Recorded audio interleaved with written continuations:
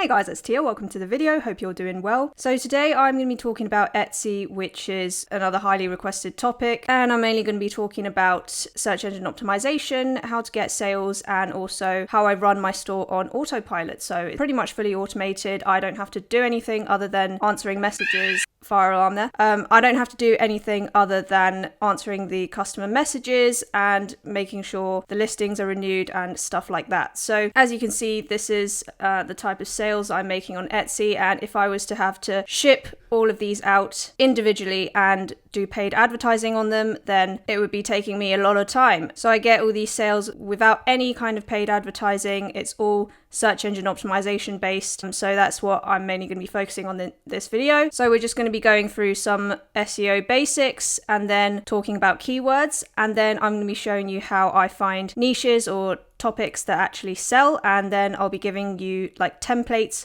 for how I write my titles to actually optimize my chance of being found and making sales without any paid advertising. But firstly, how am I actually able to sell on Etsy with an automated process, so not shipping anything out? Well, I don't even have to touch the products that my customers get. Well, I sell on Etsy in 3 ways, and 2 of them are pretty much fully automated, hands-off. The first way is print on demand, which I would say most of my revenue comes from. I actually have a tutorial for Etsy print on demand, how you can connect a production partner to Etsy. The production partner basically does everything for you. So when a customer makes an order on Etsy, that gets pushed through to the production partner, they detect it. And then with print on demand companies, they print your design on the shirt or whatever product that you chose to put it on, and then they package it and ship it to the customer. Okay, all hands free. You don't have to do anything. So you can check out my tutorial if you want to see how I set that up. Another thing I sell is digital products. Those have been selling pretty well for me lately, but the thing that I earn the most from is still print on demand. And obviously digital products are just a download, so you don't have to do anything when the customer orders, okay? And the last way I sell, which is less automated, but it's still pretty easy, is drop shipping, okay? So you do have to be very careful when drop shipping on Etsy. I mean, technically print on demand is a form of drop shipping or branded drop shipping anyway, but with dropshipping, it's more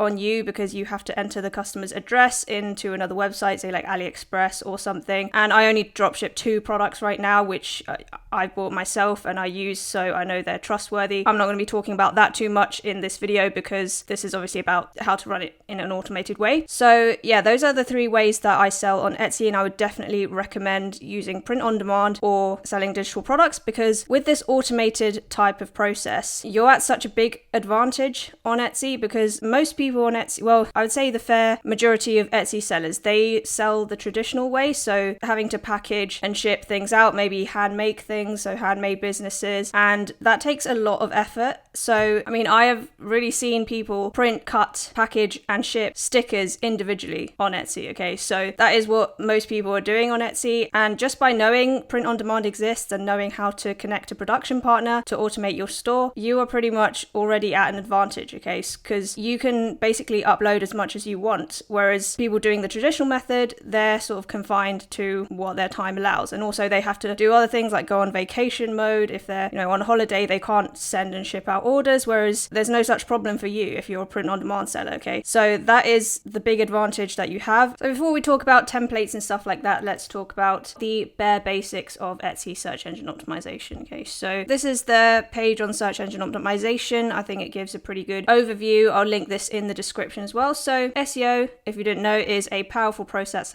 that can help improve the visibility of your shop and item listings in Google, Bing, Yahoo. Like Etsy has its own search engine as well. So obviously, yeah, have a great product. I say number 1, prioritize things that are selling for you on other websites. So if things are selling for you on sites like Redbubble, TeePublic or something else, then put them on Etsy. Like, don't waste any time on that. Things that sell on Redbubble sell on other websites as well, but not the other way around, okay? So if something is selling for you on Amazon or Etsy, it's not necessarily going to sell for you on Redbubble, but if it's selling on Redbubble, because it's so niche, it targets this sort of niche audience. You really have to be on Redbubble for some time to know what I'm talking about, but because of that, when you put Redbubble designs on other websites, then it tends to sell well, including Etsy. What sells for you will probably sell for you again, so don't be sitting on any money there. Second way to select things that sell is looking at what's trending in Etsy's search. Finding keywords on Etsy. What you want to do, as I've talked about with other sites like Redbubble, you want to find what keywords people are searching for and then design for for those keywords, and then obviously include those words in your title and description so that people can find them. And other than doing what I just talked about, so selling things that are selling for you on other places, what you can do to maximize your chances of getting found on Etsy in particular, so this is specific to Etsy, is looking at what keywords people are searching for on Etsy specifically. Okay, so if we look at this list, people come to Etsy a lot for occasions, so holidays, Christmas, Father's Day, Mother's Day, Valentine's Day, things like that. So obviously these words will be in high demand. Okay, so let's look at some other keywords that their Marmalade tool has apparently found. So 1 year anniversary gifts for boyfriend. You might think that is quite specific. If we type in 1 in Etsy, look what comes up. Okay, so what I reckon their tool does is literally they've just looked through this list here. What I do on Etsy is if you just tap on the search bar, you'll find what's popular right now. They've literally told you what's popular here. So if we design in these, then we have a good chance of being found, right? But then we also have to think about competition. So how many results there are, and these popular ones, they usually have too many results for you to compete in, especially as a new Etsy seller. So if we look at kids lunchbox, 4,000 results with ads. So you want to look for something that has, I would say, less than 500. That would be good. Maybe less than 1,000. That'd be more realistic. Remember, Etsy is a lot bigger than other websites. 1 year anniversary gifts for boyfriend. This has less results. So you're more likely to be making sales if you use this keyword. And we know that this is a popular search keyword. So what I would suggest you do, and what I do myself when looking for things to sell on Etsy, is have a look at what's popular right now, okay? And then make a spreadsheet. So list all of these words on your spreadsheet in a column, and then search for all of them. So yeah, search for them, and then, oh, okay, this is a really good niche. After you search for each of them individually, make another column and then put the number of results, okay? And if the number of results is good, so like under 500, I would say is pretty good on Etsy, then strongly consider selling something in that category or making a print-on-demand design or digital product in that category, okay? And what I mean by in that category is with these exact keywords. So use this as a tag, okay? Or use this in your title, or you can, use parts of the words. So like I love you print, these don't match I love you 3000 print exactly, but that is what I would suggest you do. And that has got me sales before, but as I said, the things that are selling for me on other websites like Redbubble, those have gotten me the most sales actually. Prioritize those. Obviously, if you're not selling on other websites, then use this method that I've just told. If you want more keywords, then what you can do is type in a letter A, and then that will give you the words that are popular, okay? So you can also go further than that. So you can type in another letter, A, B, A, C. You can go on and on. That will give you so many different words and results. So that will keep you busy for a pretty long time. Yeah, I've just pretty much told you how to find all the keywords that are actually selling and then reduce them down to the ones that you can actually compete in. Okay, so the ones that don't have too many results. Selecting keywords is the next thing. Okay, so as I've just told you how to find stuff, use the keyword that you designed for originally. Obviously, if you design for acrylic earrings, then put that in your title and your description. That should be obvious. Okay, this is about writing your title and your description in a way that is going to get people to find it when they search for those particular words. So this page tells you how Etsy search works. So different phases of Etsy search. Etsy is a powerful tool designed to match buyers with the items they're looking for and making it easy for them to make a purchase. Okay, so they prioritize listings that they think people are going to buy. And how do they do that? Well, first thing is relevancy. So query matching is when a buyer enters a query. So they type in, what words they're searching for example, boyfriend, anniversary, whatever. And we look at the inventory of listings that match that query. So you have to have those keywords in your listing. Ranking, so behind the scenes we rank, they have sort of like an algorithm. They rank the matching listings based on a variety of factors. We also rank our listings using context specific rankings, CSR technology, shoppers relevant listings. We believe they're more likely to purchase based on what we've learned from shoppers habits across Etsy. Okay, so obviously you can't control this, you can only sort of ride with this because it depends on the shopper's own habits to an extent. Subscribing to Etsy Plus or Etsy Premium doesn't influence where your listings appear in search. So query matching, when a customer enters a search query on Etsy, we look at the titles, tags, categories, and attributes you've added to find matching keywords. Using all 13 tags, add variety to your tags, adding all the relevant attribute options, categorizing your items as specifically as you may, will help increase the chance your listings will match with the query. So make sure you add the relevant categories. The Etsy has like a lot of different categories you add every time you make a list, different types of material like cotton, fabric, whatever. Don't skip on that, okay, because the more categories you add, the more likely a customer that's actually looking for that is is going to find your listing. And we'll talk a bit about what affects your ranking. So relevance, when your titles, tags, categories, and attributes match a shopper's query, that's a given. Listing quality score, when a buyer searches on Etsy, our goal is to find the items they want to purchase. It looks at clues from shoppers to determine whether the listing is appealing and meets their expectations. So conversion rates is important. So this is the thing about advertising your Etsy shop on places like Instagram, Pinterest. People on those social medias, they're not as likely to convert as people just searching on Etsy or even with Etsy paid ads. So if somebody comes to your Etsy listing from Instagram, say, in my experience, they're usually less likely to purchase than somebody that's found you through the search engine. So that can lower your conversion. And when that lowers your listing conversion,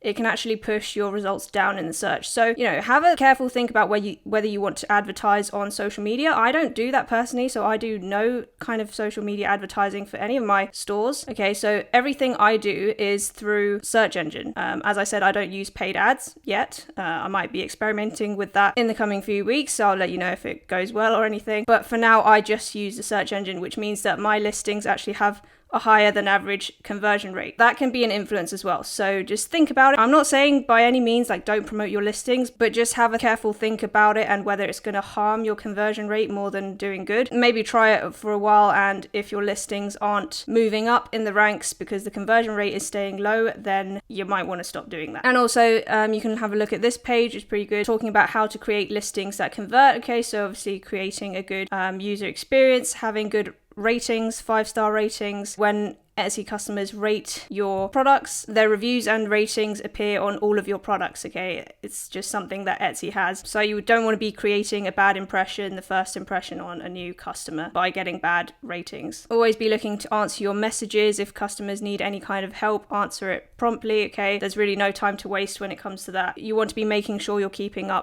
those 5-star ratings and good reviews. So yeah, customer and market experience score. Postage price, I mark all of my products as free shipping, okay, and if there's any cost from that, then I just add it into the cost of the product itself. You can have a look at my video up there if you want to see how to price Etsy products in a way that makes sure you're not going to lose money. So yeah, it's really a psychological thing here, because Etsy customers said they were 50% less likely to buy an item if they thought the price of postage was a bit more expensive than they were used to. So I guess people prefer more expensive product and free shipping rather than, expensive shipping but a less expensive product, even if they're both the same price. That is what I gather from this. And if you do put free shipping, then you actually get a little banner that says free shipping on your listing, and you get pushed up a little bit in the search. So just put free shipping, guys. Translations and language, yeah, you can add your own translations. Obviously helps the customer experience. Shoppers' habits, as I said. So those are the things that influence where you rank. Ranking is very powerful on Etsy. If you're on the first page for something, you're much more likely to have someone buy it than if you're even on the second or third page. So always be aiming for that first page by improving these factors that I've just talked about here. Now, keywords, the essentials, tags, titles, categories, make sure you put as much as possible. So you're allowed 13 tags, so use them all, okay? Etsy does favor people that use them all. The order of the tags does matter. So the first one, put your main keyword. So as I said, if you're searching for a keyword, if you're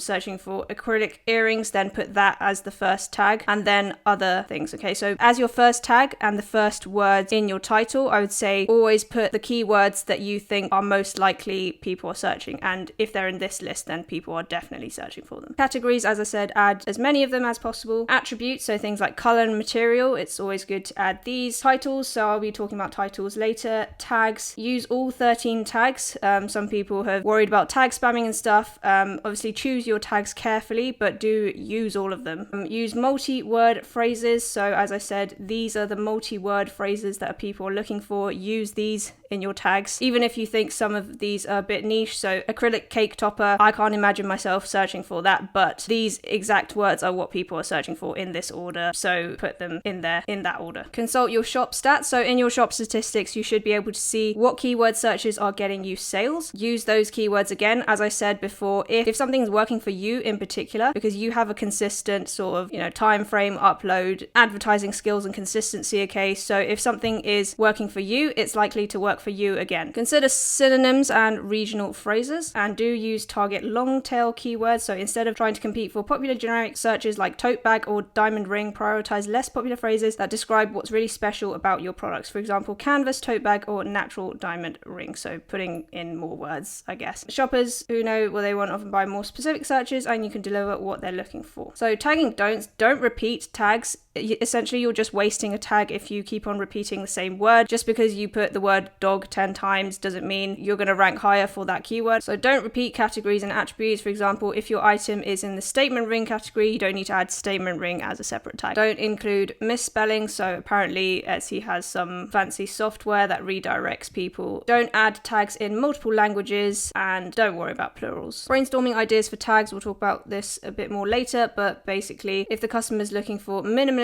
diamond engagement rings, that's a very descriptive phrase, and if it's not appearing here, if it's not one of these, then so don't put too many words together, unless it's a combination in one of these, like these 3 words, people are searching for these words in this order. But other than that, you don't need to put something this specific. Break it into multiple phrasal chunks that a shopper might search, such as minimalist jewelry and diamond ring, engagement ring. Okay, so these phrases are more descriptive. Descriptive should describe what your product is. Materials and techniques. Some people kind of like handmade stuff. Some people like made in the US, made in the UK. Some people really like that as well. So you can add those kind of things. Who it's for: gifts for boyfriend, gifts for mother, stuff like that. Shopping occasions. So Etsy is big on the holidays, as I said. So Christmas, Halloween, there'll be an option to add occasions in the area. Solution oriented, style, size. Yeah, so that's really the important points I wanted to point out for keywords. If you want a much more in-depth version of this, obviously I haven't read through everything on their website, but those are the basics that I've just gone through that I think is enough to get me sales, obviously. But if you want to know a little bit more, then I'll link this down below. There's also the ultimate guide to selling on Etsy, which I would recommend you have a look at as well. Okay, but I think I've gone through the main points that are important just now. Okay, so as promised, I'll give you guys my title template. The title is going to be the determining factor for query matching, and Etsy is going to use the keywords in your title to determine whether your listing is relevant and appropriate for what the customer is searching for. Okay, so the title matters more than the description, categories, and tags. So even if you wing all the other stuff, make sure you get your title right. I'm going to be suggesting a format for how I write my titles. Obviously, if you have a very specific title in mind, then go for that. But if you don't have any ideas on how you can get started writing a title, then this is the format I use pretty much most of the time, unless I have something very specific in mind. Let me talk you through what this is. So here we have 4 keywords, okay? And the way that you find these keywords, I've already told you, is you go into the search, see what people are looking for. Another way you can do it is using Google Trends, so see what people are searching for on Google, okay? And then come up with 4 keywords. So these keywords should be relevant to what you're selling, but also things that people are going to be searching for. So come up with those 4 keywords. They should be in order. So keyword number 1 is the word or phrase that you think people are most likely to search. So it can be more than one word. It can be like dog lover, as I use. And then second most likely to be searched, third most likely to be searched. I mean, obviously you can't know for certain, but just, you'll have an idea of it, okay? It's really just a gut feeling sometimes. And then keyword number 4, something that people might search, but would be less frequent. It's optional, really. You don't have to add that many keywords. 1, 2, and 3 are fine. Now what you want to do is write an occasion, because Etsy is so big on occasions. People are always looking for stuff for occasions on Etsy, so I would actually recommend you sell more occasional stuff. So I've used like Christmas as an example here. So this is just an example title that I've written. You can add an occasion, but obviously if it's not for an occasion, if it's just a standalone item, then you don't have to add that. So I've put that as optional. And then add your first keyword. So my first keyword in this example is dog lover, and then a descriptive word, which is optional again. I should put optional there.